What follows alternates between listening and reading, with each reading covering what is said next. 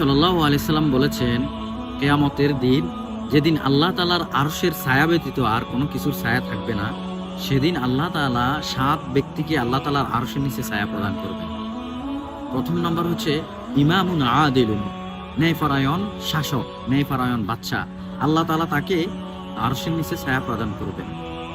আর দ্বিতীয় নম্বর হচ্ছে ওয়াশাবুন নাশাউ ফি ইবাদাতিল্লাহ, আর অমুক যুবক, যে যুবক তার যৌবনকালকে ইবাদতে খরচ করেছেন, অর্থাৎ যুবক অবস্থায় সে ইবাদত বন্দেগী করেছে, এমন ব্যক্তিকে আল্লাহ তাআলা কিয়ামতের দিন আরশের নিচে ছায়া প্রদান করবেন।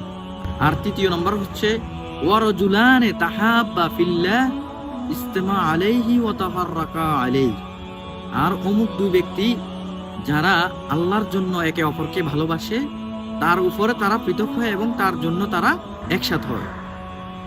এমন দুই ব্যক্তিকে